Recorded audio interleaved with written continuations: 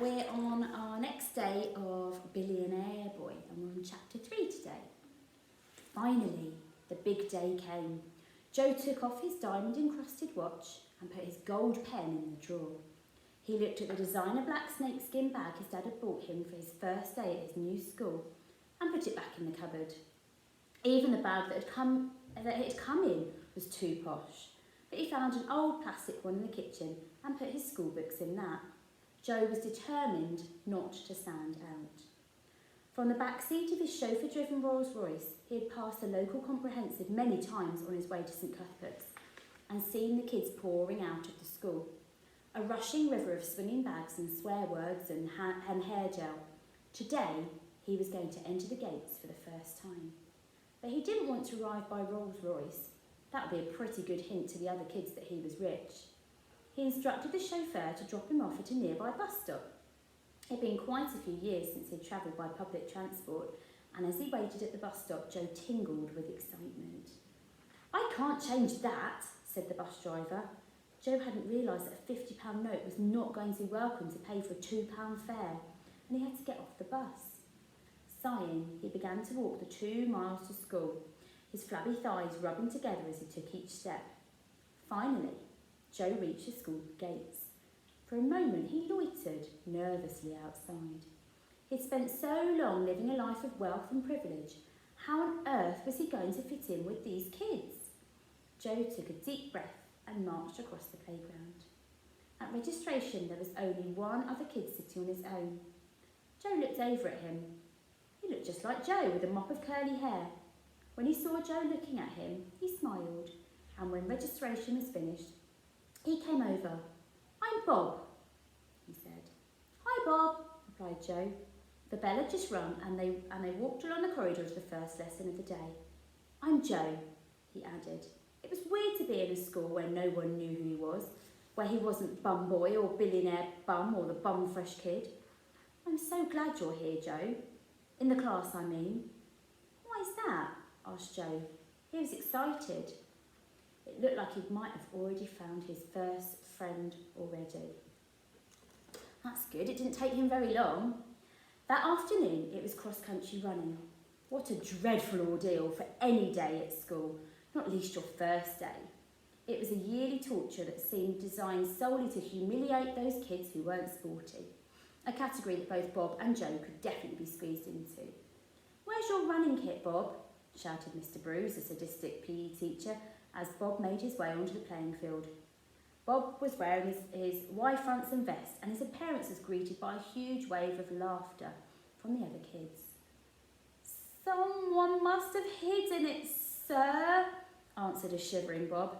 "Likely story," scoffed Mr Bruce. Like most PE teachers, it was difficult to imagine him wearing anything other than a tracksuit. Do I still have to do the run, sir?" asked a hopeful Bob. "Oh yes, boy, you don't get off that easily. Right, everyone, on your marks, get set, wait for it, go!"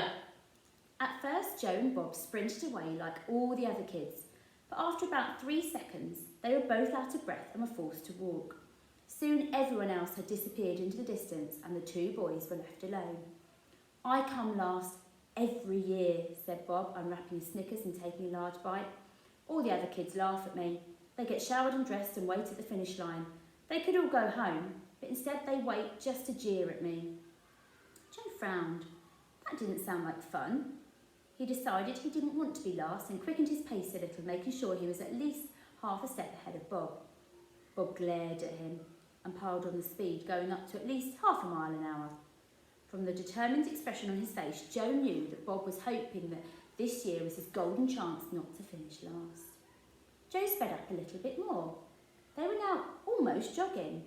The race was on, for the ultimate prize. Who was going to finish second to last? Joe really didn't want to be beaten at cross-country running by a boy who was in his vest and pants on his first day at school. After what seemed like an eternity, the finish line hazed into sight. Both boys were out of breath. Suddenly, disaster struck Joe. A painful stitch burst in his side. "Ow!" cried Joe. "What's the matter?" asked Bob, now quite a few centimetres in the lead. want to stitch. I've got to stop. Ow! You're bluffing. A girl pulled that one on me last year and ended up beating me by a fraction of a second. Ow, it's true, said Joe, holding his side tightly. I ain't falling for it, Joe. You're going to be last, and this year all the kids in the year are going to be laughing at you, said Bob triumphantly as he edged further still ahead. Being laughed at on his first day at school was the last thing Joe wanted. He'd had enough of being laughed at when he was at St Cuthbert's. However, the stitch was becoming more and more painful with every step. It was as if it was burning a hole in his side. How about I give you a £5 to come last, he said. No way, replied Bob through heaving breaths. A tenner? No. 20 quid. Try harder. 50 quid. Bob stopped and looked round at Joe. 50 quid? He said.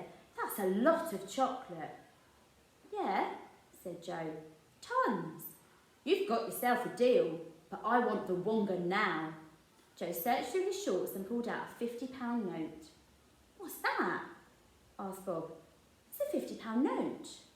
I've never seen one before. Where did you get it? Oh, it was my birthday last week, you see, said Joe, stumbling over his words a little. And my dad gave me that as a present. The other boys studied it for a moment, holding it up to the light as if it was a priceless artefact. Wow, your dad must be loaded, he said. The truth would have blown Bob's mind that Mr Spud had given his son £2 million as a birthday present, so Joe kept shtum. Nah, not really, he said. Go on then, said Bob. I'll come last again. For 50 quid I'll finish tomorrow if you like. Just a few paces behind me will be fine, said Joe. Then it will look real. Joe edged ahead, still gripping his side in pain. Hundreds of little cruelly smiling faces were coming into focus now. The new boy crossed the finish line with only a hum of mocking laughter. Trailing behind was Bob, clutching his £50 note, since there were no pockets in his Y-fronts. As he neared the finish line, the kids started chanting. The chants grew louder and louder. They started clapping. Undeterred, Bob hurled his body across the finish line. Ha ha ha ha ha ha ha ha ha ha ha ha. The other kids fell around laughing, pointing at Bob as he bent over and panted for breath. Turning around, Joe felt a sudden twinge of guilt. As the school kids dispersed, he went over to Bob and helped him stand up straight. Thanks, said Joe. You're welcome, said Bob. To be honest, I should have done that anyway. If you came last on your very first day, you would never hear the end of it. But next year, you're on your own. I don't care if you gave me £1 million. I ain't coming last again. Joe thought about his £2 million birthday cheque. What about £2 million? He joked. Deal, said Bob, laughing. Imagine if you really did have that much money. It would be crazy. I guess you could have everything that you ever wanted. Joe forced a smile. Yeah, he said.